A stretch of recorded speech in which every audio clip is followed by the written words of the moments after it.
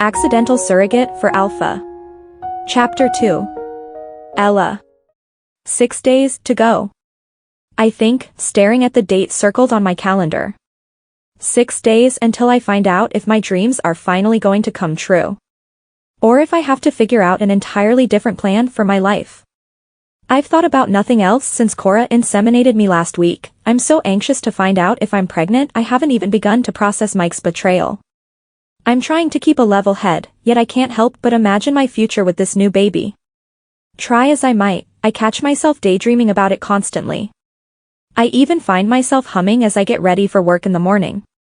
When I arrive at my employer's estate in the most exclusive neighborhood in Moon Valley, which basically makes it the most exclusive neighborhood in the world, since Moon Valley is one of the most expensive cities on the planet, I'm immediately greeted by two little voices shouting my name in excitement. Ella. The next thing I know, 3-year-old Millie is hugging my legs while her older brother, Jake, wraps his arms around my middle. Good morning, love puddles. I exclaim, returning their hugs. Are you ready for the museum? Yeah, they cheer, racing out the door without even stopping to put on coats. It takes a bit of wrangling to get them back inside and bundled up for the cold winter day, but before long we set out into the snow. Jake races ahead of Millie and I, impatient to get to the science museum and not seeming to notice that his sister's tiny legs simply don't move that fast. Chuckling, I lift Millie into my arms and settle her on my hip. Goodness, you're getting too big for this, Munchkin. Nuh-uh. Millie grins, you're just too little. She might have a point. At 5'1", I don't exactly have the kind of build suited to heavy lifting. I'm in great shape, but I've never been particularly strong. Smarty pants. I tease, laughing with the little girl. When I look back towards Jake, I realize he's stopped a few feet ahead of us. My heart skips a beat when I realize why. We're in front of the Sinclair mansion, and its owner is currently standing in the middle of the sidewalk, his gaze searing me like a firebrand as I approach with Millie. Dominic Sinclair is just about the most handsome man I've ever seen, but he's also one of the most terrifying. With dark hair and piercing green eyes, chiseled features, and a body so muscular I could swoon, it doesn't seem fair he gets to look so good and also be so rich. If I didn't know better I might think it was his wealth or imposing height that makes him so intimidating. After all, he's at least 6'4", which means he towers over me and everyone else around him. However, it's neither of those things. There's simply an indefinable quality about the man that I can't put my finger on, one which screams danger. He gives off this energy that's so raw and animalistic one forgets there's anyone else in the room. Taking a steadying breath, I close the distance between us so Millie can say hello. When she greets him, Dominic drags his attention from me and offers her a smile so genuine that it tugs at my heartstrings. As I watch him talk to my two young charges, I remember what 𝘉𝐻𝐬𝐿 told me about his infertility struggles. He clearly loves children, and I feel a wave of empathy for him. If anyone knows what it's like to yearn for a family of their own, it's me. Jake is currently showing Dominic his new toy airplane, pulling the Matchbox model from his pocket and demonstrating how far it can fly. With a great heave, he sends the toy gliding through the air, only to land in the middle of the street. Before any of us can say a word, Jake races after it, right into the busy road. Jake, no, be careful. I cry, watching him dart out into the path of an oncoming car but feeling frozen by my fear. Before I can contemplate putting Millie down to go after him, a blur of movement whirs past my vision. I've never seen anyone move so fast in my life.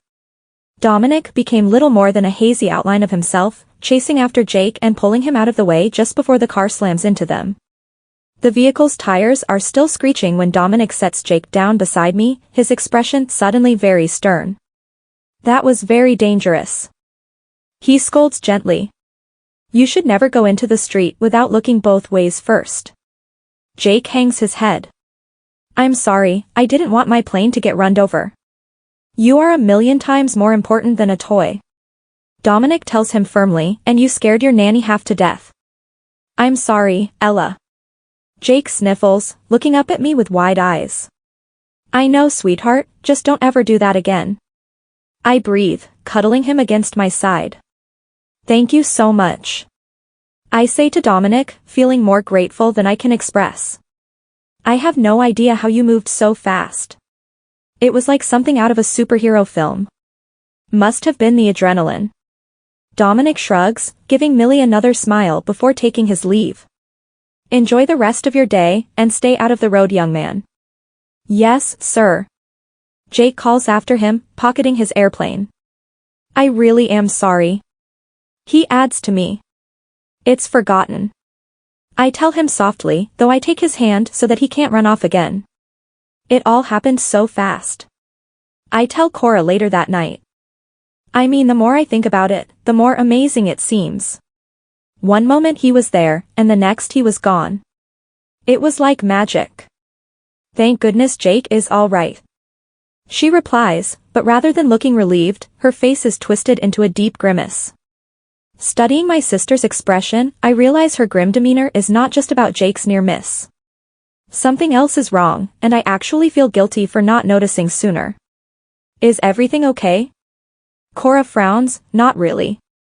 But you've got so much going on right now, it's not important. Cora, don't be ridiculous. I admonish. What's going on? Well, speaking of Dominic Sinclair, she begins cryptically, you know that sperm he sent to us for testing? Yeah. I confirm, wondering where on earth this was going. It's gone missing. And I'm the last person who saw it, not to mention it was in my custody. She explains, her voice becoming thick with emotion. Ella, I think I'm going to be fired. And if there's an investigation I could lose my medical license. What? I exclaim. What do you mean it's missing? A vial of sperm can't just get up and walk away. I know, I think someone had to steal it, but there's no way of knowing who's responsible. And it looks like I'm going to have to take the blame. She shares, her eyes shining with tears. Cora, I can't believe you didn't tell me this sooner. I lament, they can't fire you, it isn't fair. You don't understand, Dominic is one of our biggest donors. Cora explains. And he's furious, he basically wants my head on a platter. A week ago I might have believed there was no hope for Cora, but seeing how kind and understanding Dominic was with the kids today makes me wonder if he could really be so heartless. Surely if he understood that Cora would never be so irresponsible he'd show some leniency? I have to try and help her, I would do anything for my sister, even begging a ruthless billionaire for mercy.